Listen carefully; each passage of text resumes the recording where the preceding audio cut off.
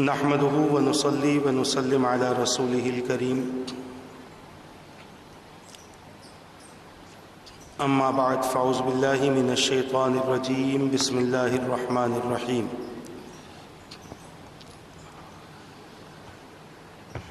لو أنزلنا هذا القرآن على جبل لرأيته خاشعا متصدعا من خشية الله آمنت بالله صدق الله العظيم وصدق رسوله النبي الأمين المختار الكريم ونحن على ذلك لمن الشاهدين والشاكرين والحمد لله رب العالمين إن الله وملائكته يصلون على النبي يا أيها الذين آمنوا صلوا عليه وسلموا تسليما اللهم صل وسلم وبارك على سيدنا ومولانا محمد وعلى آله وأصحابه وبارك وسلم صلاة وسلاما دائما عليك وعلى آلك وأصحابك يا رسول الله صلى الله تعالى عليك وسلم. عزیزان ملت اسلامیہ، درس تفسیر قرآن مجید کے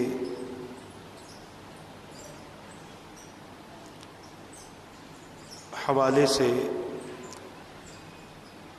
آپ حضرات اب تک قرآن کریم کے فضائل و فوائد کیا ہیں، قرآن کریم کس طریقے سے نازل ہوا، قرآن کریم کو کس طرح سے ترتیب دیا گیا اور کس طرح اسے جمع کیا گیا، اور قرآن کو قرآن کیوں کہتے ہیں، اس کے معنی اور اس کی وجہ تسمیہ کیا ہے. اب تک آپ حضرات نے درس قرآن مجید میں اس حوالے سے گفتگو سماعت کی. اس سے پہلے کہ تعوذ و تسمیہ پر گفتگو کی جائے، مناسب یہ ہے کہ ہم اور آپ قرآن کریم کے فضائل کیا ہیں اور اس کے فائدے کیا ہیں، اس کے متعلق معلومات فراہم کر لیں، تاکہ جب ہمیں اس کے بارے میں یہ کامل یقین ہو جائے گا کہ قرآن کریم ایسی فائدہ دینے والی کتاب ہے، ایسی فضیلت والی کتاب ہے کہ جس کتاب کی مثل اس سے پہلے نہ کوئی کتاب ہوئی ہے اور نہ اس کے بعد کوئی کتاب ہو سکتی ہے. میں نے بہت پہلے مثال دی تھی اور سمجھایا تھا کہ انسان اگر کسی چیز کو استعمال کرتا ہے تو جب تک اس کی فضیلت اور اس کا فائدہ معلوم نہ ہو جائے وہ اس چیز کو استعمال نہیں کرتا. یہ بات چھوٹے بچوں سے لے کر بڑوں کی ہے. آپ ایک چھوٹے بچے کو لباس پہنائیں اور بچہ لباس پہننے میں بہت زیادہ جھگڑا کرتا رہے تو اب آپ اسے سمجھائیں گے کہ بیٹا یہ لباس بہت اچھا ہے، اس کا فائدہ یہ ہوگا کہ اگر تم پہنو گے تو تمہارا بدن ڈھک جائے گا، تمہارا بدن چھپ جائے گا، لوگ تمہارے بدن کو نہیں دیکھیں گے. اور پھر اگر گرمی کا موسم ہے تو آپ اسے گرمی والے کپڑے پہنا کر یہ کہیں گے بیٹا اس کا فائدہ یہ ہے کہ تمہیں گرمی نہیں ہوگی بلکہ یہ لباس تمہارے جسم کو ٹھنڈا رکھے گا. یا سردی کا موسم ہے، آپ اسے سویٹر وغیرہ پہناتے ہیں تو بچے ضد کرتے ہیں، تو آپ چھوٹے سے بچے کو اس کا فائدہ سمجھاتے ہیں کہ بیٹا یہ پہننے سے تمہارے جسم میں کپ کپی طاری نہیں ہوگی، سردی نہیں ہوگی، تمہارا جسم گرم رہے گا، تم محفوظ رہو گے. تو ایک چھوٹا سا بچہ بھی کسی چیز کا، کسی لباس کا استعمال کرتا ہے تو اس کی وجہ یہ ہوتی ہے کہ اس کے فائدے اور اس کی فضیلت اس کے سامنے ہوتی ہے.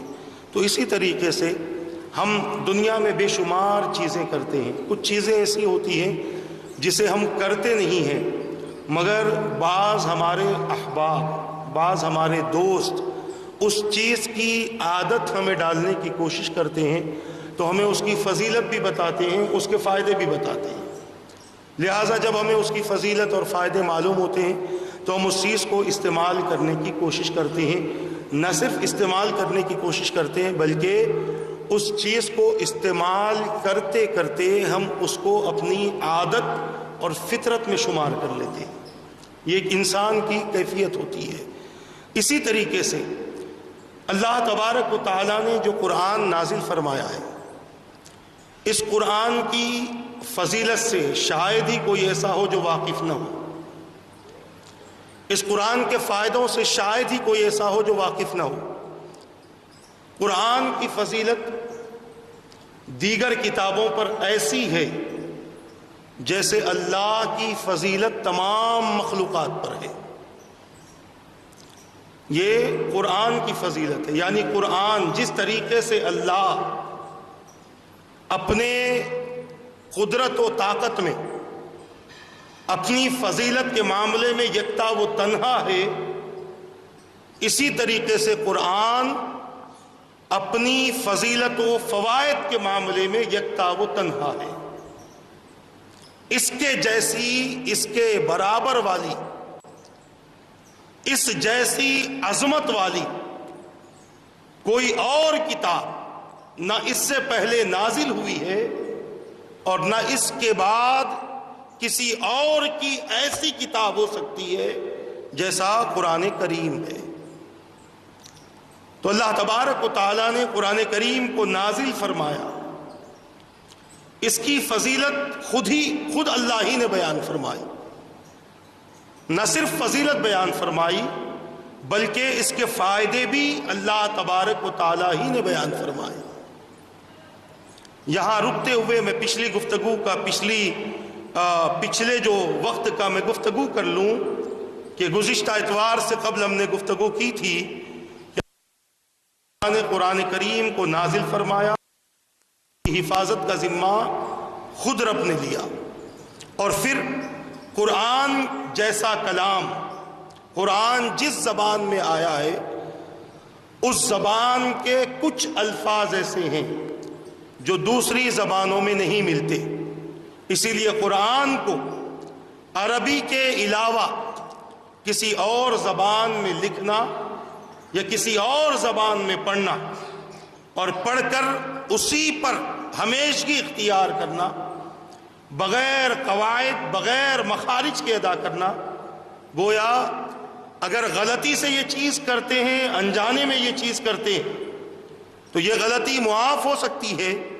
مگر جان بوجھ کر کوتاہی، کاہلی، سستی کی بنیاد پر اگر یہ چیز کرتے ہیں تو یاد رکھنا ایسا کرنا بہت بڑا گناہ ہے، کیونکہ میں نے گزشتہ بھی عرض کیا تھا کہ بے شمار ایسے الفاظ ہیں عربی میں جو انگلش میں ادا ہو نہیں سکتے، کسی اور زبان میں صحیح مخرج کے ساتھ میں وہ الفاظ ادا نہیں ہو سکتے، جس کی بنیاد پر قرآن کا ترجمہ بدل جائے گا، اس کا معنی بدل جائے گا، اس کے مطالب بدل جائیں گے۔ اسی لیے قرآن کا یہ معجزہ ہے، قرآن کا یہ اعجاز ہے کہ قرآن کسی دوسری زبان میں آ ہی نہیں سکتا، بلکہ قرآن صرف عربی میں نازل ہوا تھا، عربی میں آج تک ہے۔ علاقے بدل جائیں گے، زبانیں بدل جائیں گی، مگر قرآن عربی ہی میں رہے گا، اور اس کی حفاظت کا ذمہ اللہ تبارک و تعالیٰ نے لیا ہے۔ میں نے گزشتہ اتوار سے قبل میں نے یہ کہا تھا کہ قرآن میں کچھ الفاظ ایسے ہیں کہ جس کو ہم انگلش میں ان الفاظ کو ادا نہیں کر سکتے، جیسے ہم قرآن میں پڑھتے ہیں سا، الف با تا سا، یہ ہم پڑھتے ہیں، اسی کے ساتھ میں ہم پڑھتے ہیں تا۔ آپ پوری انگلش میں تا کا پروناؤنسیشن والا لفظ آپ نہیں نکال سکتے، ہم اگر نکالیں گے تو ٹی نکالیں گے، جس کا معنی ہو، جس کو اگر ہم استعمال کرنا چاہے تو ہم ٹا کہہ سکتے ہیں، تا نہیں ہوگا، ہم تا کہہ سکتے ہیں، تا نہیں ہوگا۔ اب اگر کہیں پر اللہ تبارک و تعالیٰ نے، اب جیسے ہم قرآن پڑھیں گے صراط الذین انعمت علیہم، اس میں دو جگہ، ایک جگہ تو کا استعمال ہوا ہے اور ایک جگہ تا کا استعمال ہوا ہے. اگر ہم اللہ نہ کرے اسی کو ہم اگر انگلش میں پڑھیں تو ہمیں کیا پڑھنا پڑے گا؟ صراط الذین، تا نہیں آئے گا، صراط الذین انعمت علیہم.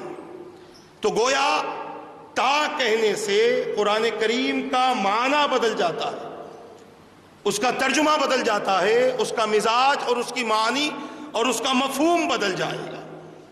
اسی طریقے سے ہم قرآن میں پڑھتے ہیں سا، الف با تا سا، اور ایک پڑھتے ہیں سین اور ایک پڑھتے ہیں صاد. ان تینوں کو اگر ہم ان تینوں حروف کو الگ الگ طریقے سے انگلش میں دیکھنا چاہیں تو ان تینوں کے لیے ایک ہی لفظ استعمال ہوتا ہے، میں سمجھتا ہوں ایس کا استعمال ہوتا ہے، ایس فار اسمال، ایس کا استعمال ہوتا ہے. اب اگر ہم قرآن کریم میں پڑھتے ہیں کہیں پر سا لکھا ہے، جیسے کذبت قوم سمود المرسلین، تو اب اگر انگلش میں پڑھیں گے تو سمود المرسلین پڑھنا پڑے گا، یعنی سمود کو سمود پڑھنا پڑے گا. اسی طریقے سے صراط الذین ہم پڑھتے ہیں، تو اگر انگلش میں پڑھیں گے تو صراط الذین پڑھنا پڑے گا، یعنی ترجمہ بدل جاتا ہے. میں یہ بتانا چاہتا ہوں کہ عربی میں اگر قرآن نہیں پڑھ کے کسی زبان میں بھی قرآن پڑھیں گے تو ترجمہ بدل جائے گا، معنی اور مفہوم بدل جائے گا. اسی طریقے سے ہم اگر صاد کا لفظ استعمال کرنا چاہے، صراط کو صراط پڑھ دیا. اب اگر سین کا لفظ استعمال کرنا چاہے تو سین اور ایس ایک ہی زبان میں استعمال ہوتے ہیں، مگر دوسرے الفاظ اور دوسرے حروف وہ ایس کے زبان میں استعمال ہو نہیں سکتے، جس کی بنیاد پر ترجمہ اور مفہوم بدل جاتا ہے. اسی لیے علماء نے قرآن کریم کو عربی کے علاوہ کسی اور زبان میں پڑھنے سے منع کر دیا ہے، اور اس وجہ سے منع کیا ہے کہ آپ پڑھ تو لیں گے مگر ترجمہ بدل جائے گا. ہو سکتا ہے بعض ترجمے بعض الفاظ کی غلط ادائیگی بندے کو کفر تک پہنچا دے.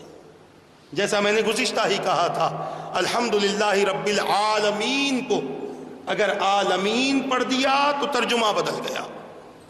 عالمین سارے عالموں کا رب، اور انگلش میں عین کا کوئی مخرج نہیں ہے، عین کی جگہ الف اے استعمال ہوتا ہے، اور اگر انگلش میں عالمین پڑھ لیں گے تو گویا یہ کہا جائے گا معاذ اللہ کہ تکلیفیں دینے والا رب ہے.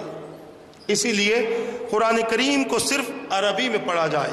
یہ قرآن کریم کا اعجاز ہے کہ قرآن کریم کسی اور زبان میں نہیں لکھا جا سکتا، اور اگر لکھا بھی گیا تو قرآن کریم کسی اور زبان میں پڑھا نہیں جا سکتا. اب اس کے بعد ہم آئیں گے 5ویں فصل جو قرآن کریم کے تحفظ اور قرآن کریم کے حوالے سے ہے.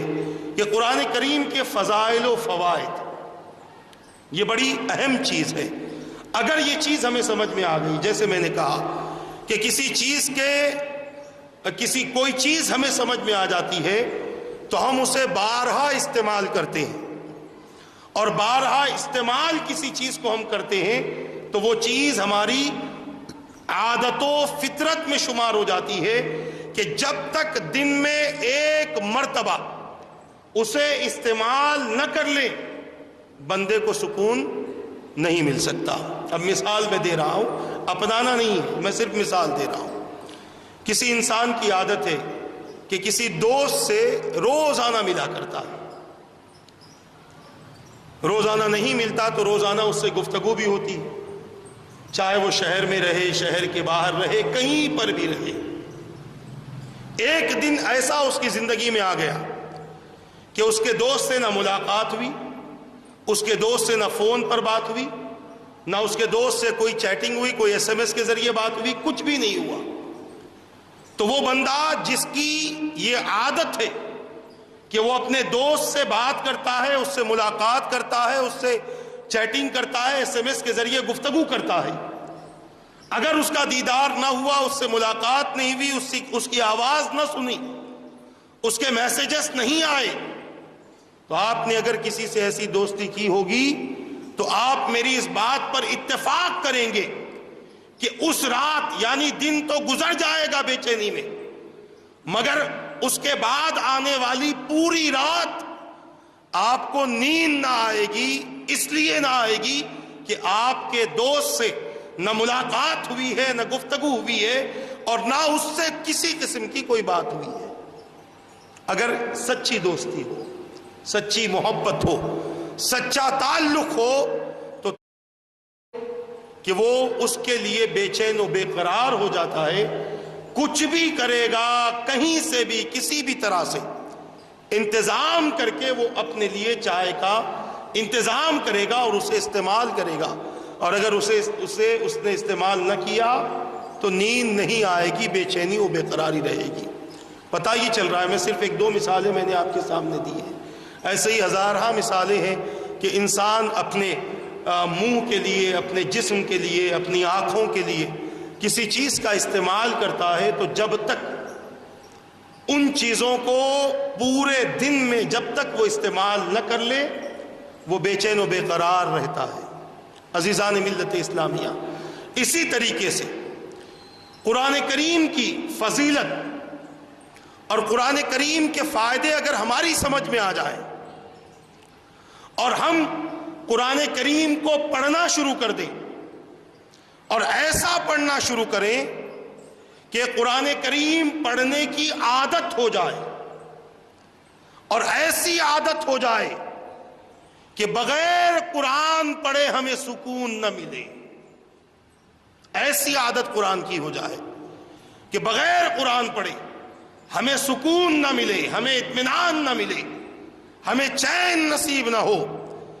اور یہ عادت اسی وقت پیدا ہو سکتی ہے جب قرآن کے بارے میں ہمیں یہ علوم حاصل ہو جائیں کہ قرآن کس طرح کا کلام ہے, قرآن کس فضیلت والا کلام ہے. کیونکہ ظاہر سی بات ہے کہ آج کا انسان 2 طرح سے سوچتا ہے. اگر کوئی کاروباری ہے تو اس کی ایک سوچ یہ ہوتی ہے کہ مجھے صرف کاروبار کرنا ہے, بہت بڑا اگر کاروباری ہو. دوسرا کاروباری وہ ہوتا ہے جو اپنے ہر معاملے میں نفع و نقصان کے بارے میں غور و فکر کرتا ہے کہ میں یہ کروں گا تو مجھے فائدہ کیا ہوگا, میں یہ نہ کروں گا تو مجھے نقصان کیا ہوگا. یہ تمام چیزیں کاروباری سوچتا ہے. ایک بندے کو اللہ تبارک و تعالیٰ نے جہاں قرآن پڑھنے کی دعوت دی ہے, وہیں پر رب قدیر نے اپنے بندوں کو قرآن کی عظمت کے ساتھ ساتھ قرآن کی فضیلتوں سے بھی واقف کروایا ہے, تاکہ اگر محبت میں نہیں پڑھتا تو کم سے کم ثواب کی لالچ میں قرآن پڑھ لے. محبت سے اگر نہیں پڑھتا تو کم سے کم ثواب کی لالچ میں قرآن پڑھ لے. مگر آج ہماری یہ حالت ہے کہ نہ ہم محبت سے قرآن پڑھتے ہیں, نہ ثواب کی لالچ میں قرآن پڑھتے ہیں. ہم تو قرآن پڑھتے ہی نہیں, الا ماشاء اللہ. کوئی ایسا ہو جو قرآن دن بھر میں 1 مرتبہ پڑھ لے, پو پارا, آدھا پارا, رکو 2 رکو, کوئی ایسا بندہ ہو. ورنہ حقیقت یہ ہے کہ قرآن سے ہمیں کوئی مطلب نہ رہا. میں بڑی ذمہ داری کے ساتھ یہ گفتگو کر رہا ہوں کہ قرآن سے ہمیں کوئی مطلب نہ رہا. اس کی وجہ یہ ہے کہ دنیا داری میں ہم اس قدر مصروف ہو چکے ہیں, دنیا داری ہمارے اندر اس قدر پیدا ہو چکی ہے کہ ہمارے پاس میں اپنی آخرت سنوارنے کے لیے اور اللہ کا کلام پڑھنے کے لیے ہمارے پاس میں کسی قسم کا وقت ہی نہ رہا, جس کی بنیاد پر آج ہم سب کچھ رکھتے ہوئے بے عزت اور ذلیل ہو چکے ہیں. سب کچھ ہمارے پاس ہے, دولت ہمارے پاس ہے, مکان ہمارے پاس ہے, زمین و جائیداد ہمارے پاس ہے, گاڑیاں ہمارے پاس ہیں, بہترین گھومنے کے لیے بہترین سواریاں ہمارے پاس ہیں, بہت کچھ ہمارے پاس ہے. مگر اس کے باوجود ہم یہ سب کچھ رکھتے ہوئے، بڑی بڑی عمارتوں میں ہیں، یہ سب کچھ رکھتے ہوئے ہم ذلیل و خوار ہو چکے ہیں۔ اس کی وجہ کیا ہے؟ تو میں آپ کو بتاؤں، زیادہ تفصیل میں نہ جاتے ہوئے صرف علامہ اقبال کے حوالے سے میں آپ سے کہہ دوں، بارہا آپ نے سنا ہوگا کہ علامہ اقبال نے فرمایا وہ زمانے میں معزز تھے مسلمان ہو کر، اور ہم خوار ہوئے تاریک قرآن ہو کر۔ ان کی عزتوں کا، ان کی کامیابیوں کا، ان کی فلاح و بہبود کا اصل راز یہ تھا کہ وہ لوگ اپنی پوری زندگی کلام اللہ کے حوالے سے گزارتے تھے، اپنی پوری زندگی اللہ کے کلام کے حوالے سے گزارتے تھے، اور جب تک قوم اللہ کے کلام کی حفاظت کرتی رہی، اللہ تعالیٰ ان کی، ان کے نسلوں کی، ان کے دین و ایمان کی حفاظت کرتا رہا۔ اور جب سے قوم نے اللہ کے کلام کی حفاظت کرنا چھوڑ دیا، اللہ کے کلام کو اپنے سینے سے لگانا چھوڑ دیا، تو اللہ کی رحمت، اللہ کا فضل، اللہ کی نصرت ہم سے دور ہو گئی۔ ورنہ یہ ہو ہی نہیں سکتا کہ بندہ مومن ہو اور باعزت نہ ہو، بندہ ایمان والا ہو اور عزت والا نہ ہو، ایسا ہو ہی نہیں سکتا۔ بندہ ایمان والا ہو اور مغلوب ہو، ایسا ہو ہی نہیں سکتا، کیونکہ اللہ تبارک و تعالیٰ نے قرآن مقدس میں بیان فرما دیا، وَلِلَّهِ الْعِزَّةُ وَلِرَسُولِهِ وَلِلْمُؤْمِنِينَ، عزت اللہ کے لیے ہے، اس کے رسول کے لیے ہے، اور ایمان والوں کے لیے ہے۔ اور دوسری طرف رب فرماتا ہے وَكَانَ حَقًّا عَلَيْنَا نَصْرُ الْمُؤْمِنِينَ، ایمان والوں کی مدد کرنا یہ ہماری ذمہ داری ہے۔ بندہ مومن ہو اور اللہ کی مدد نہ ملے، نہیں ہو سکتا۔ بندہ مومن ہو اور عزت نہ ہو ہی نہیں سکتا۔ عزت تو ان سے چھین لی جاتی ہے جو اپنے آپ کو دین، ایمان، اسلام، قرآن اور مصطفیٰ سے دور کر لیتے ہیں۔ عزت ان کی چھین لی جاتی ہے، کامیابیاں ان سے دور کر دی جاتی ہیں جو اللہ اور اس کے رسول کے اور اللہ کے کلام کے نہیں ہوتے۔ اور جو بندہ اللہ کے کلام کو اپنے سینے سے لگائے رکھتا ہے، اللہ کے کلام کی حفاظت کرتا ہے، خدا کی قسم میرا رب اس کی اولاد کی، اس کی جائیداد کی، اس کی تمام، اس کے ایمان کی اور اس کے عمل کی حفاظت فرماتا ہے۔ مگر آج ہم اس چیز سے محروم ہو چکے ہیں، اور یہ محروم ہونے کی سب سے بڑی وجہ یہ ہے کہ ہم نے قرآن کریم کی تلاوت کو کرنا چھوڑ دیا ہے۔ ہم نے قرآن کی تلاوت کو کرنا چھوڑ دیا، ورنہ قرآن کوئی معاذ اللہ معمولی کتاب نہیں ہے۔ قرآن کوئی قصے کہانیوں والی کتاب نہیں ہے۔ قرآن کوئی دنیاوی معاملات کو دکھانے والی کتاب نہیں ہے، بلکہ قرآن وہ کتاب ہے کہ جو ہر مسلمان کے گھر میں موجود ہے، اور اس کی کیفیت یہ ہے کہ اس کتاب کو بار بار پڑھا جاتا ہے، اور جتنا بھی پڑھا جائے اس کے پڑھنے سے دل نہیں بھرتا، بلکہ اور پڑھنا دل کیا کرتا ہے۔ عزیزان ملت اسلامیہ، اور ظاہر سی بات ہے یہ کلام کو اتنا کیوں پڑھا جاتا ہے؟ اس کی وجہ کیا ہے؟ اس کلام میں اتنی تحقیق کیوں ہوتی ہے؟ قرآن کریم میں اس قدر تحقیق کیوں ہوتی ہے؟ تو علماء اور مفسرین نے ایک مثال دی ہے کہ ہوتا یہ ہے، ایک قاعدہ ہے کہ کلام کی عظمت کلام کرنے والے کی عظمت سے ہوا کرتی ہے۔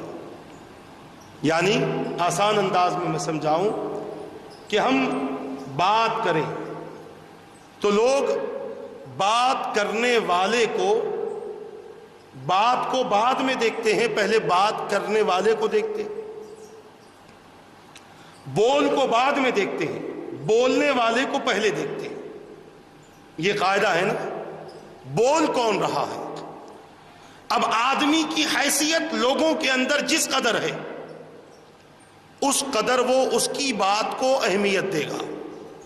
مثال کے طور پر ایک فقیر راستے میں کھڑا ہے اور کچھ بول رہا ہے، بات بڑی اچھی بول رہا ہے، مگر ہم اس کی بات کو اہمیت اس لیے نہیں دیتے کہ فقیر بول رہا ہے۔ اگر وہی بات جو فقیر نے کہی ہے، وہی بات مائک پہ کھڑے ہو کر کوئی لیڈر کہہ دے، وہی بات جو فقیر نے کی ہے، وہی بات سٹیج سے کوئی لیڈر کہہ دے تو اس بات کی اہمیت بڑھ جائے گی۔ سمجھ رہے نا آپ میری بات؟ اس بات کی اہمیت بڑھ جائے گی۔ اور اگر وہی بات اس لیڈر سے بڑا کوئی منسٹر کہہ دے تو اس کی اہمیت اور بڑھ جائے گی۔ اور وہی بات ہمارے علاقے کا پریزیڈنٹ کہہ دے تو اس کی اہمیت اور زیادہ ہو جائے گی۔ پتہ یہ چلا کہ کلام کرنے والا جتنا عظیم ہوتا ہے کلام کی اہمیت اتنی ہی زیادہ ہوتی ہے۔ بولنے والا جتنا عظیم ہوتا ہے اس کے بول کی اہمیت، اس کی گفتگو کی اہمیت اتنی ہی زیادہ ہوتی ہے۔ اب آئیں بلا تشبیہ و بلا تمثیل سمجھ لو۔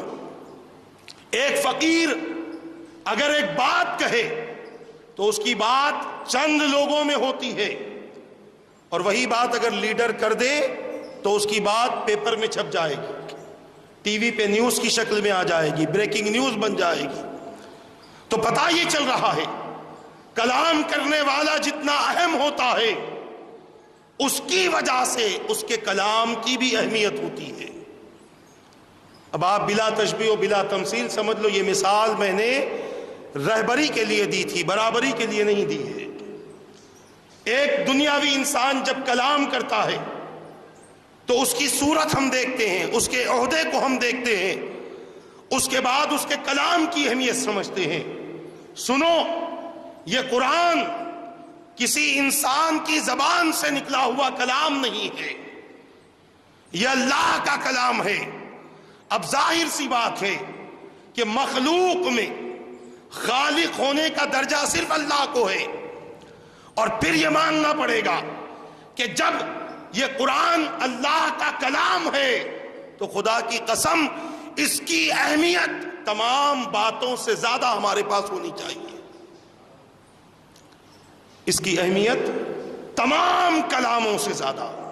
اسی لیے جب ہم کلام پر گفتگو کہتے ہیں تو ہم یہ کہتے ہیں سب سے پہلے کلام اللہ ہے، اس کے بعد حدیث رسول اللہ ہے۔ حالانکہ حدیث رسول اللہ بھی اگر حقیقت میں دیکھا جائے تو یہ بھی اللہ کی طرف سے رسول پر الہامی طور پر بھیجی ہوئی باتیں ہیں، جو کچھ قرآن بن گئی اور کچھ حدیث بن گئی۔ مگر اس کے باوجود ہم کہیں گے کلام اللہ کچھ اور ہے، حدیث رسول اللہ کچھ اور ہے۔ ممکن ہے کہ مصطفیٰ کی حدیث میں تبدیلی کر دی جائے، مگر یہ ممکن ہو ہی نہیں سکتا کہ اللہ کے کلام میں تبدیلی ہو جائے۔ یہ ہو ہی نہیں سکتا کہ اللہ کے کلام میں تبدیلی ہو جائے۔ تو جس طریقے سے سارے لوگوں میں جب کلام ہوتا ہے، گفتگو ہوتی ہے، تو گفتگو کرنے والے کو دیکھ کر اس کی بات کی اہمیت دی جاتی ہے، اسی طریقے سے مسلمانوں یہ قرآن معمولی کتاب نہیں ہے، یہ اللہ کا کلام ہے، یہ ہمارے خالق کا کلام ہے، جس نے ہمیں پیدا کیا، جس نے ہمیں روزی دی، جس نے ہمارے لیے اناج اگائے، جس نے ہمارے لیے ہوا کا، پانی کا انتظام کیا، جس نے ہمارے لیے غذا کا انتظام کیا، جس نے ہمارے لیے دن و رات کا انتظام کیا، جس نے ہمارے لیے مکان اور گھر کا انتظام کیا، جس نے ہمارے لیے زمین و آسمان کا انتظام کیا، یہ اس رب کا کلام ہے کہ جس کلام کی اہمیت ہمارے پاس میں دنیا کی ساری کتابوں سے اور دنیا کے سارے لوگوں کے کلاموں سے زیادہ ہونی چاہیے تھی، مگر آج ہمارے پاس قرآن کی اہمیت تو ہے مگر اللہ کے کلام کی کوئی اہمیت ہمارے پاس میں باقی نہ رہی۔ اگر باقی رہتی تو بندہ مومن کی زبان پر گانے نہ ہوتے، اللہ کا کلام ہوتا۔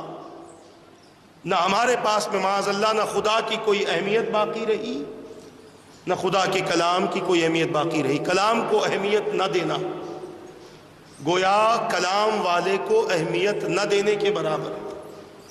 میں آپ سے کچھ کہوں، بھائی تھوڑا مجھے پانی پلا دو، تو آپ نے اگر مجھے پانی نہ پلایا تو نہ میری زبان کی اہمیت آپ کے پاس ہے نہ میری اہمیت آپ کے پاس ہے۔ اگر اہمیت ہوتی تو میں نے 1 گلاس منگوایا تھا، آپ 10 گلاس لا لیتے۔ اہمیت اگر ہوتی، اہمیت نہ ہونے کی وجہ سے آپ نے میری نہ سنی، تو کہیں ایسا نہ ہو معاذ اللہ ہم کلام سے منہ پھیر رہے ہیں، ہم اللہ کے کلام سے منہ پھیر رہے ہیں۔ خدا کی قسم کھا کر کہتا ہوں کہ اگر اللہ کی رحمت نے پل بھر ہم سے اپنا منہ موڑ لیا تو ہم زندہ نہیں رہ سکتے۔ ہم نہیں بلکہ ساری دنیا تباہ و تاراج ہو جائے گی اگر اللہ کی رحمت نے پل بھر ہم سے منہ موڑ لیا۔ عزیزان ملت اسلامیہ، اس کلام کی اہمیت کو سمجھنے کی ضرورت ہے، اور پھر آپ اندازہ کریں یہ کلام اتنا اہم ہے کہ آج تک بے شمار لوگوں نے اس پر اپنی اپنی گفتگو کرنے کی کوشش کی۔ آپ دیکھیں جب سے قرآن نازل ہوا ہے تبھی سے تفاسیر کا سلسلہ جاری ہے۔ حضرت عبداللہ ابن عمر رضی اللہ عنہما، حضرت عبداللہ ابن عباس رضی اللہ عنہما، اور شاید حضرت عبداللہ ابن زبیر رضی اللہ عنہما، یہ وہ لوگ ہیں جن کے میں نام لے رہا ہوں، یہ قرآن کی تفاسیر لوگوں کے سامنے بیان کرتے تھے۔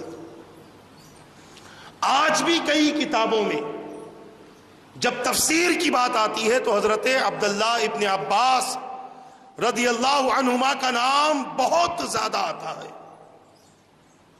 بہت زیادہ ان کا نام آتا ہے۔ میں یہ بتانا چاہتا ہوں کہ حضور پاک صلی اللہ تعالی علیہ وسلم پر کلام مقدس نازل ہونے کے بعد سے آج تک 1400 سال کا عرصہ گزر چکا۔ ہر زمانے میں، ہر صدی میں کئی مفسر گزرے ہیں، مگر آج تک کسی مفسر نے یہ نہ کہا کہ میں نے کلام اللہ کی مکمل طور پر تفسیر بیان کر دی۔ کوئی مفسر یہ نہ کہہ سکا۔ آپ دیکھیں کتاب ہوتی ہے، ہمارے زمانے میں بھی بے شمار کتابیں آتی ہیں، سائنس ہوتی ہے، سوشل ہوتی ہے، میکس ہوتی ہے، جنرل نالج ہوتی ہے، کئی کتابیں ہوتی ہیں۔ اس کتاب کو ایک لکھنے والا مصنف اسے لکھ دیتا ہے، رائٹر اسے لکھ دیتا ہے، اور رائٹر لکھنے کے بعد ہوتا یہ ہے کہ کچھ لوگ اس پر کچھ باتیں کرتے ہیں، مگر آپ دیکھ لیں ہر آدمی کی ایک تحقیق ہوتی ہے، تحقیق کرتے کرتے یا تو اس کی عمر ختم ہو جاتی ہے یا تو اس کا علم ختم ہو جاتا ہے۔ دو باتیں ہوتی ہیں، یا تو علم ختم ہو جائے گا یا عمر ختم ہو جائے گی، اور اگر علم ختم ہو گیا تو تحقیق رک گئی، عمر ختم ہو گئی تو آدمی جب ختم ہو گیا تو اب تحقیق ہو ہی نہیں سکتی۔ یہ بات ذہن میں رکھ لیں۔ اسی طریقے سے جب قرآن کی تفسیریں کی گئی تو یا تو تفسیر کرنے والوں کا علم ختم ہو گیا یا تفسیر کرنے والے ختم ہو گئے، مگر خدا کی قسم قرآن کی مکمل تفسیر آج تک کوئی کر ہی نہ سکا۔ آج تک کوئی قرآن کی مکمل تفسیر کر ہی نہ سکا، اور کر بھی کیسے سکتا ہے؟ قرآن ایک سمندر کے جیسا ہے، سمندر میں سب آ سکتا ہے، سمندر سب میں نہیں آ سکتا۔ سب سمندر میں آ سکتا ہے، ساری دنیا کو سمندر میں ڈال دو چلی جائے گی، مگر سمندر کسی میں نہیں آ سکتا۔ تو اسی طریقے سے قرآن کی تفسیر کرنے والوں کی مثال ہے کہ قرآن کی تفسیر کرنے والے، آپ دیکھیں قرآن کی تفسیر منطقی حضرات نے بھی کی ہے، انہوں نے قرآن سے منطق نکالی۔ قرآن کی تفسیر صرف اور نحو جاننے والوں نے کی، یہ عربی کے قواعد ہیں، عربی کے اصول ہیں، صرف اور نحو جاننے والوں نے قرآن کی تفسیر کی، تو انہوں نے قرآن سے صرف اور نحو کے معاملات نکالے۔ قرآن کی تفسیر بڑے بڑے علماء نے کرنے کی کوشش کی، انہوں نے اپنے حساب کی تفسیر کر دی۔ قرآن کی تفسیر صوفیاء کرام نے بھی کی، صوفیاء کرام کی تفسیر کا انداز اپنا الگ تھا، ہر کسی نے تفسیر کی۔ اور جیسے میں نے کہا کہ جس کے علم کی حدیں جہاں پر ختم ہو گئی وہاں پر اس نے قرآن کی تفسیر کرنا بند کر دیا، وہاں پر اس نے قرآن کی تفسیر کرنا بند کر دیا۔ اب میں آپ کو بتاؤں، حضرت سیدنا علی مرتضیٰ رضی اللہ تعالی، جن کو اللہ کے رسول صلی اللہ علیہ وسلم نے یوں ارشاد فرمایا، انا مدینۃ العلم وعلی بابھا، میں علم کا شہر ہوں اور علی رضی اللہ عنہ اس کا دروازہ ہے۔ شہر میں داخل ہونے کے لیے دروازے سے جانے کی ضرورت پڑتی ہے، تو اب اس علم کے دروازے کا، علم کے شہر کے دروازے کے علم کا عالم دیکھیے۔ حضرت علی رضی اللہ تعالیٰ نے ارشاد فرماتے ہیں کہ اگر میں چاہوں تو سورہ فاتحہ کی تفسیر اتنی لکھوں کہ 40 اونٹ اس کتابوں سے، اس تفسیر کی کتابوں سے بوجھل ہو جائیں۔ بوجھل کا مطلب کیا؟ ضرورت سے زیادہ بوجھ ڈال دیا جائے۔ صرف سورہ فاتحہ کی تفسیر کا معاملہ یہ ہے۔ آپ فرماتے ہیں کہ سورہ فاتحہ کی تفسیر کا معاملہ یہ ہے کہ اگر میں لکھوں تو 40 جانوروں کو بوجھل کر دوں۔ آپ اندازہ کیجئے، آج کئی مفسرین نے تفسیر لکھی ہے، کچھ تفسیر کی کتابیں، کچھ مفسرین کی تفسیر کی کتابیں ایسی ہیں جو نوجوان بچہ بھی اٹھا لے گا، ضعیف آدمی بھی اٹھا لے گا، کچھ ایسی ہیں جسے 2-3 آدمی اٹھائیں گے، مگر یہ پورے قرآن کی تفسیر ہے۔ اور مولا علی کے علم کا عالم یہ ہے کہ صرف سورہ فاتحہ کی تفسیر سے 40 جانوروں کو بوجھل کر دے۔ تو پتہ یہ چل رہا ہے کہ قرآن سب نے پڑھا ہے۔ امام اعظم نے بھی قرآن پڑھا، مفسرین اولیاء کرام نے بھی قرآن پڑھا، صحابہ نے بھی قرآن پڑھا، تابعین نے، تبع تابعین نے بھی قرآن پڑھا، حضور پاک صلی اللہ علیہ وسلم نے بھی قرآن پڑھا بھی اور پیش بھی فرمایا۔ مگر اس کے باوجود آپ دیکھ لیں، صحابہ کے علم کے برابر تو نہیں ہو سکتا۔ صحابہ کا جو علم ہے، تابعین کا علم ہے، وہ تبع تابعین کے علم کو نہیں پہنچ سکتے، تبع تابعین کے علم کو ان کے بعد والے نہیں پہنچ سکتے۔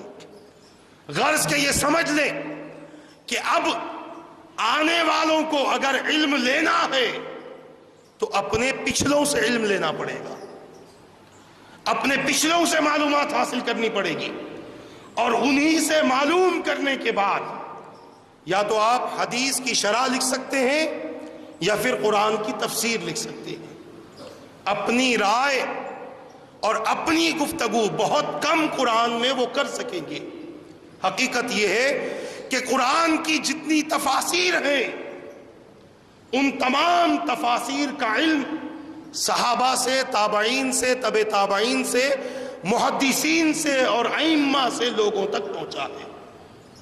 عزیزان ملت اسلامیہ، یہ بات سمجھ میں آ گئی کہ قرآن ایک ایسا سمندر ہے کہ جس سمندر میں جو جس قدر غوطہ لگائے گا اس کو اتنے ہی قیمتی موتی ملتے رہیں گے، اور انہی سے وہ اپنی زندگی سنوارتا رہے گا، اپنے حالات درست کرتا رہے گا۔ یہ حضرت سیدنا علی رضی اللہ تعالیٰ عنہ کے حوالے سے میں نے گفتگو کی۔ اب دیکھیں، حضرت عمر فاروق رضی اللہ تعالیٰ عنہ کے بارے میں مشہور ہے، بیہقی شریف میں اس بات کو روایت کیا گیا ہے کہ حضرت عمر فاروق رضی اللہ تعالیٰ عنہ نے قرآن کریم کی سب سے پہلی سورت ہے سورہ فاتحہ، اس کے بعد ہے سورہ بقرہ۔ سورہ بقرہ 286 آیتوں کی سورت ہے، لگ بھگ 2.5 پارے، اگر آپ نے پڑھے ہوں گے تو آپ کو پتا ہوگا، لگ بھگ 2.5 پارے کی یہ سورت ہے۔ حضرت عمر فاروق رضی اللہ تعالیٰ عنہ کے بارے میں فرمایا گیا کہ عمر فاروق رضی اللہ تعالیٰ عنہ نے حضور پاک صلی اللہ تعالیٰ علیہ وسلم کے پاس میں 12 سال میں سورہ بقرہ پڑھی ہے۔ 286 آیتیں کسی حافظ کو بٹھا دو، مشکل سے آدھے گھنٹے میں سورہ بقرہ پڑھ لے گا، آدھا گھنٹہ لگے گا مشکل سے۔ اگر عام آدمی پڑھے تو 1.5-2 گھنٹے میں پڑھ لے گا، 3 گھنٹے میں پڑھ لے گا۔ فاروق اعظم نے 12 سال میں پڑھی ہے، تو یہ 12 سال میں سورہ بقرہ کس انداز سے پڑھی؟ تو میں یہ کہنا چاہتا ہوں، اگر میں یہ کہوں تو غلط نہ ہوگا کہ سورہ بقرہ کے تمام حروف کا علوم بھی اللہ کے رسول نے فاروق اعظم کو دے دیا۔ آیتوں کا علم نہیں، بلکہ آیتوں میں استعمال ہونے والے تمام حروف کا علم بھی اللہ کے رسول نے حضرت عمر فاروق کو عطا کر دیا۔ تبھی جا کر 12 سال میں آپ نے سورہ بقرہ پڑھی ہے۔ اب ایک سوال پیدا ہوتا ہے، حضور نے پڑھایا ہے، حضور نے پڑھایا نا فاروق اعظم کو، تو ظاہری طور پر حضور پاک صلی اللہ علیہ وسلم کا کوئی استاد نہیں، سب کو پتا ہے۔ حضور کو امی کہتے ہیں، معاذ اللہ بعض لوگوں نے امی کا مطلب ان پڑھ لیا ہے۔ یہاں ایک تحقیقی بات سماعت کر لیں، بعض حضرات نے امی کا مطلب ان پڑھ لیا ہے معاذ اللہ، بعض لوگوں نے جاہل کہا امی کا مطلب، یعنی زبان تھی، عقیدہ ویسا تھا، نظریہ ویسا تھا، تو ان کی زبان نظریہ ویسا ہے، تو معاذ اللہ حضور کو ان پڑھ بھی وہ کہتے تھے، جاہل بھی کہتے تھے معاذ اللہ، یہ ان کی اپنی زبان تھی۔ اور اگر امی کا معنی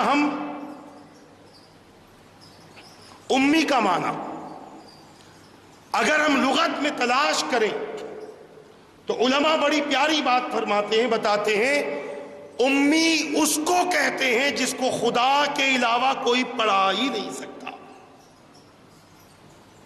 امی اسے کہتے ہیں جسے خدا کے علاوہ کوئی پڑھا نہیں سکتا، اور اس شان میں بھی میرے مصطفیٰ کی ذات یکتا و تنہا ہے۔ اس شان میں بھی مصطفیٰ کی ذات یکتا و تنہا ہے، کیونکہ دنیا میں حضور کے بعد میں آج تک کوئی ایسا پیدا ہی نہیں ہوا کہ جسے پڑھنا لکھنا نہ آتا ہو، کوئی ایسا پیدا نہیں ہوا۔ آپ گونگے کو دیکھ لیں، وہ بھی کچھ نہ کچھ لکھے گا، بہرے کو دیکھ لیں، وہ بھی کچھ نہ کچھ لکھے گا، وہ بھی کچھ نہ کچھ پڑھے گا۔ گونگا پڑھ نہیں سکتا، بہرا پڑھ سکتا ہے، سن نہیں سکتا، گونگا پڑھ نہیں سکتا، سن سکتا ہے۔ تو سمجھ میں یہ بات سمجھ لو کہ اس شان میں رسول کے علاوہ دنیا میں کوئی ہے ہی نہیں۔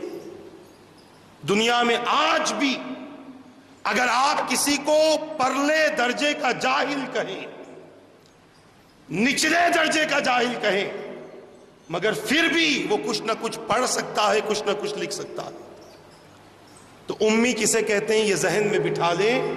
امی اس ذات کو کہتے ہیں جسے خدا کے علاوہ کوئی پڑھا ہی نہیں سکتا۔ تو اب رسول پاک صلی اللہ علیہ وسلم کا کوئی استاد نہیں، پھر حضور نے کہاں سے یہ سب سیکھا کہ حضرت فاروق اعظم کو 12 سال میں سورہ بقرہ پڑھا رہے ہیں، مولا علی کو اتنا علم عطا کر دیا کہ آپ سورہ فاتحہ کی تفسیر کریں تو 40 جانور بوجھل ہو جائیں۔ جب غلاموں کے علم کا عالم یہ ہے تو آقا کے علم کا عالم کیا ہوگا، مصطفیٰ کے علم کا عالم کیا ہوگا؟ تو یہ علم مصطفیٰ نے کہاں سے سیکھا ہے؟ تو قرآن پڑھیں گے تو قرآن کہتا ہے الرحمن علم القرآن، رحمان نے قرآن سکھایا ہے۔ کس کو سکھایا؟ ہمیں سکھایا نہیں، بلکہ رحمان نے اگر قرآن سکھایا ہے تو مصطفیٰ کو سکھایا ہے۔ اب سوچو کہ غلاموں کو پڑھانے والے آقا کے علم کا عالم یہ ہے، تو مصطفیٰ کو تو ڈائریکٹ علم خدا سے ملا ہے، مصطفیٰ کو ڈائریکٹ علم خدا سے ملا ہے، تو وہ اللہ کا علم ہے جس کے بارے میں ہم کوئی بات نہیں کر سکتے۔ جب خدا نے مصطفیٰ کو قرآن کا علم دیا ہے، اور نہ صرف قرآن کا بلکہ وَعَلَّمَكَ مَا لَمْ تَكُنْ تَعْلَمْ فرمایا کہ حبیب جو علم آپ کے پاس میں نہ تھا وہ سب کچھ ہم نے آپ کو سکھا دیا ہے، وہ سارے علوم ہم نے آپ کو عطا کر دیے۔ تو اب اس بات سے سمجھ میں آ گیا مصطفیٰ وہ سب جانتے ہیں جس کو ہم نہیں جانتے، مصطفیٰ وہ تمام باتوں کو جانتے ہیں جن باتوں کو ہم نہیں جانتے۔ سنو، قیامت کا علم ہمارے پاس میں ہے کہ قیامت آئے گی، مصطفیٰ یہ بھی جانتے ہیں کہ کیسے آئے گی، مصطفیٰ یہ بھی جانتے ہیں کہ یہ کیسے آئے گی۔ اسی لیے سارے علوم رسول اللہ صلی اللہ علیہ وسلم نے ہمیں عطا کر دیے اور ظاہر کر دیے کہ قیامت سے پہلے یہ ہوگا، قیامت سے پہلے ایسا ہوگا، قیامت سے پہلے یہ معاملہ ہوگا، اور قیامت کے دن کا علم بھی رسول پاک صلی اللہ علیہ وسلم نے ہمیں دے دیا، اور امت کو یہ بتا رہے ہیں اے میرے امتیوں، نبی اور امتی میں فرق یہ ہے کہ نبی علم دیتا ہے اور امتی علم لیا کرتا ہے۔ امتی علم بانٹ نہیں سکتا، امتی تو علم لیتا ہے، اور نبی وہ ہوتے ہیں جو علم دیا کرتے ہیں، اور یہ علم مصطفیٰ کو ملا ہے۔ تو اللہ نے بیان کر دیا الرحمن علم القرآن، اللہ نے قرآن، مصطفیٰ کو قرآن سکھا دیا، قرآن کی تعلیم دے دی۔ اسی لیے مفسرین بیان فرماتے ہیں کہ جب پہلی مرتبہ آیت نازل ہوئی، کون سی آیت؟ اقرا بسم ربک الذی خلق، اس سے پہلے جبرائیل آئے تھے غار حرا میں، حضور سے فرمایا پڑھو اقرا، حضور نے فرمایا میں نہیں پڑھوں گا، ما انا بقارئن، بعض لوگوں نے اس کا ترجمہ کر دیا میں نہیں جانتا، وہی نہیں، وہ لوگ ہی نہیں جانتے ہیں کہ ترجمہ کیا کرنا چاہیے۔ ما انا بقارئن، حضور نے فرمایا میں نہیں پڑھوں گا، پھر جبرائیل نے فرمایا پڑھو، حضور نے پھر فرمایا میں نہیں پڑھوں گا، جبرائیل نے تیسری مرتبہ فرمایا اقرا بسم ربک الذی خلق، اے مصطفیٰ آپ اس رب کے نام سے پڑھیے جس نے پیدا کیا ہے۔ تو جب رب کا نام آیا تو مصطفیٰ نے پڑھ لیا۔ کوئی یہ نہ کہہ سکے کہ جبرائیل حضور کے استاد ہیں، کوئی یہ نہ کہہ سکے کہ جبرائیل حضور کے استاد ہیں، بلکہ حضور نے اپنے رب کے نام پر پڑھا، گویا یہ سمجھ گئے کہ یہ پیغام میرے رب کی طرف سے آیا ہے، یہ پیغام میرے خدا کی طرف سے آیا ہے۔ اب ذرا عام آدمی کے علم کی حدیں ہوتی ہیں، حضور کے علم کی حد نہیں ہے۔ اللہ تبارک و تعالی نے عام لوگوں سے زیادہ اور یوں کہوں کہ اپنے بعد یعنی خدا کے بعد اگر دنیا میں سب سے زیادہ علم والی کوئی ذات ہے تو وہ مصطفیٰ کی ذات ہے۔ آج اس دور میں کوئی اگر مفتی ہے تو وہ مصطفیٰ کے علم کا صدقہ ہے، کوئی عالم ہے تو وہ مصطفیٰ کے علم کا صدقہ ہے، کوئی قاری ہے تو یہ بھی مصطفیٰ کا صدقہ ہے۔ انسان کے اندر جو کچھ صلاحیتیں ہیں بحیثیت مسلم، وہ تمام تر صلاحیتیں مصطفیٰ کی نسبت کا صدقہ ہے۔ تو میں عرض کر رہا تھا کہ اب تک ہم نے صحابہ کا علم، پہلے ہم نے عام لوگوں کے علم کی بات کی کہ قرآن جس کی جیسی سمجھ میں آیا، یا تو علم ختم ہو گیا یا عمر ختم ہو گئی۔ علم ختم ہو گیا تو تفسیر مکمل، عمر ختم ہو گئی تو کتابیں بند ہو گئی۔ اس کے بعد ہم صحابہ کی طرف آئے، 2 صحابی کی میں نے گفتگو کی۔ ان کے علم کا عالم کیا تھا؟ ایک نے کہا 40 اونٹ لاد سکتا ہوں سورہ فاتحہ کی تفسیر سے، اور ایک عمر فاروق ہیں جن کو رسول پاک نے نہ صرف آیتوں کا علم دیا بلکہ 12 سال میں سورہ بقرہ پڑھا کر حضور پاک صلی اللہ علیہ وسلم نے انہیں حروف کا بھی علم عطا کر دیا۔ اب ان سب کے علوم میں اور مصطفیٰ کے علم میں فرق کیا ہے؟ آپ دیکھیں تفسیر روح البیان، یہ تفسیر کی بڑی مشہور کتاب ہے، سارے مفسرین ان کی تفسیر سے اپنی کتابوں میں حوالے لیا کرتے ہیں۔ یہ تفسیر روح البیان، ایک ہے تفسیر روح البیان، ایک ہے تفسیر روح المعانی۔ اس میں ایک اور تفسیر ہے تفسیر کبیر، جو امام فخر الدین رازی رحمۃ اللہ علیہ نے لکھی ہے، بہت بہترین تفسیر ہے۔ انشاءاللہ کبھی گفتگو ہوگی تو ہم ان کی تفاسیر کا حوالہ ضرور دیں گے۔ آج اس حوالے سے سماعت فرما لیں، تفسیر روح البیان میں یہ بات نقل ہے کہ ایک مرتبہ حضرت جبرائیل امین قرآن کی آیت لے کر حضور پاک صلی اللہ علیہ وسلم کے پاس تشریف لائے۔ آپ دیکھیں قرآن میں کچھ حروف ایسے ہیں، ہم قرآن کھولتے ہی ہم سب سے پہلے پڑھتے ہیں الف لام میم،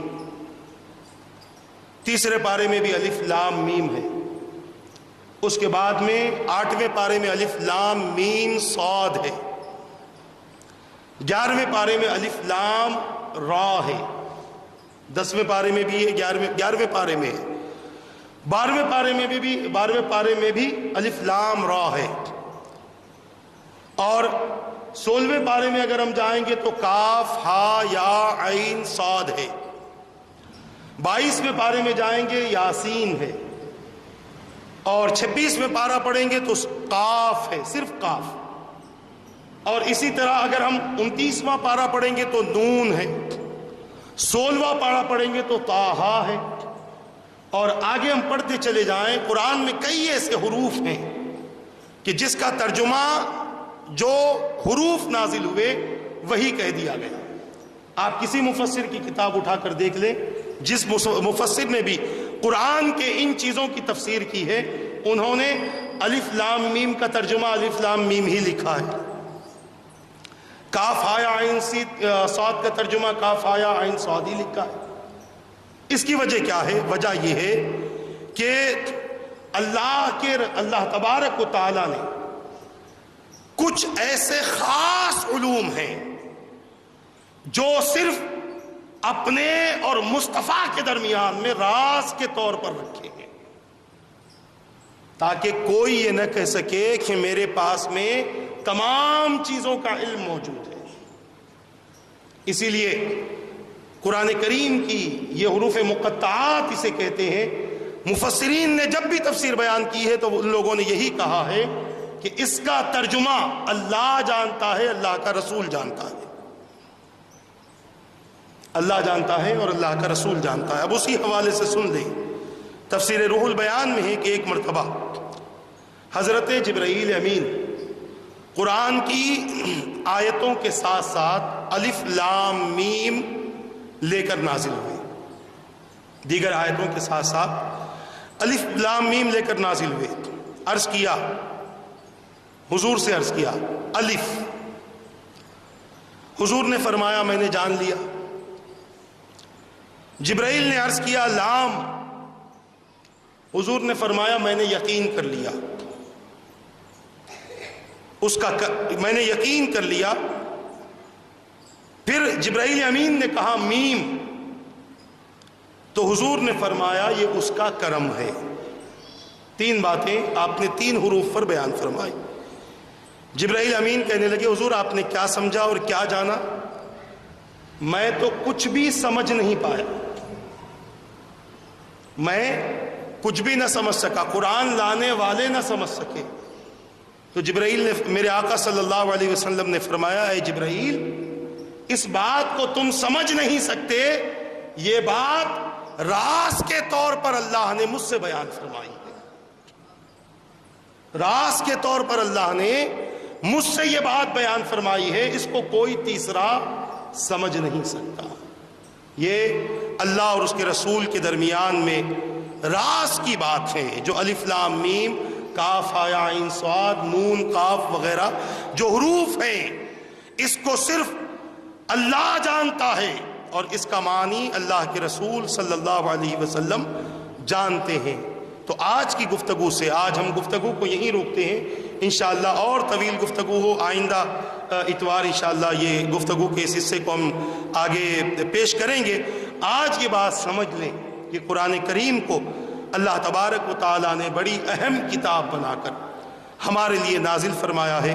اور پھر ایک حصہ پھر میں یہ عرض کر دوں کہ کلام والے کی اہمیت ہو تو کلام کی اہمیت ہوتی ہے۔ اگر ہمارے پاس میں معاذ اللہ قرآن کی اہمیت نہیں ہے تو سمجھ لینا کہ اللہ کی اہمیت بھی ہمارے پاس میں نہیں ہے۔ لہٰذا ہم اللہ کے کلام کی اہمیت کریں، اللہ کے کلام کی اہمیت کو سمجھیں، اس کی عزت کریں، تاکہ اللہ کی تعظیم ہو اور اللہ تبارک و تعالیٰ کی جیسے ہمیں قدر کرنی چاہیے ویسے ہم اس کی قدر کر سکیں۔ اور قرآن مقدس کی جو تفاسیر ہیں ہر کسی نے اپنے اپنے ذہن کے ساتھ میں کی ہیں، جس کی جتنی ذہنیت تھی اتنا ہی انہوں نے اپنے طور پر تفسیر کی ہے۔ اور علم کسی کے پاس میں بھی کتنا ہو، مصطفیٰ کے علم کے سامنے وہ قطرے کی حیثیت رکھتا ہے۔ اللہ کے علم کے سامنے مصطفیٰ کا علم قطرہ ہے، اور مصطفیٰ کے علم کے سامنے تمام کائنات کے علوم قطرے کی حیثیت رکھتے ہیں۔ یہ بات ذہن میں رکھ لیں، انشاءاللہ آئندہ اسی حوالے سے میں آپ حضرات کے سامنے گفتگو کروں گا۔ اللہ تبارک و تعالی ہم سب کو ان باتوں پر عمل کرنے اور دوسروں تک پہنچانے کی توفیق عطا فرمائے۔ میں مختصر سی حدیث پاک، چونکہ ہوتا یہ ہے کہ بیان کرنے میں وقت سمجھ میں ہی نہیں آتا، انشاءاللہ میں مختصر سی حدیث پاک پیش کر کے، ہمارے مفتی عبدالعزیز صاحب تشریف لا چکے ہیں، ان کے حوالے میں اپنا مائک کر دوں گا۔ حدیث پاک کا عربی الفاظ آپ حضرات سماعت فرما لیں، کیونکہ یہ حضور نے بیان فرمائے ہیں، اور ہماری خوش قسمتی ہے کہ جیسے حضور نے بیان فرمایا ویسے ہی ہمیں ملا ہے، اور وہ بات پڑھنے کا موقع مل رہا ہے جو حضور نے پیش فرمائی ہے۔ ان انس ابن مالک رضی اللہ عنہ ان اعرابیا قال لرسول اللہ صلی اللہ علیہ وسلم متى الساعة قال له رسول اللہ صلی اللہ علیہ وسلم ما اعددت لها قال حب اللہ ورسولہ قال انت مع من احببت۔ انس ابن مالک رضی اللہ تعالیٰ عنہ سے روایت ہے کہ ایک دیہاتی حضور پاک صلی اللہ علیہ وسلم کی خدمت میں حاضر ہوا اور عرض کرنے لگا کہ یا رسول اللہ صلی اللہ علیہ وسلم قیامت کب آئے گی؟ تو حضور نے فرمایا تو نے اس کے لیے کیا تیاری کی ہے؟ اس صحابی نے عرض کیا، جو دیہات سے آئے تھے، انہوں نے عرض کیا یا رسول اللہ میں اللہ اور اس کے رسول سے بہت محبت کرتا ہوں۔ تو سرکار مدینہ صلی اللہ علیہ وسلم نے ارشاد فرمایا کہ تو اسی کے ساتھ ہوگا جس سے تجھے محبت ہے، یعنی اگر تو اللہ اور اس کے رسول سے محبت کرتا ہے تو تجھے قیامت کی فکر کرنے کی ضرورت نہیں ہے، تیری محبت رنگ لائے گی، اور تو جس سے محبت کرے گا اللہ تبارک و تعالیٰ کل بروز قیامت تیرا حشر اسی کے ساتھ فرمائے گا۔ یہ حدیث پاک میں نے اختصاراً پیش کی ہے۔ آئندہ اتوار سے انشاءاللہ ٹھیک 2:30 بجے یا 2:35 کو درس تفسیر کلام مجید میں مکمل کرنے کی کوشش کروں گا۔ اس کے بعد 5 یا 10 منٹ درس حدیث ہوگی اور 15 منٹ انشاءاللہ درس فقہ ہوگا۔ اللہ تعالی ہم سب کو ان باتوں پر عمل کرنے اور دوسروں تک پہنچانے کی توفیق عطا فرمائے۔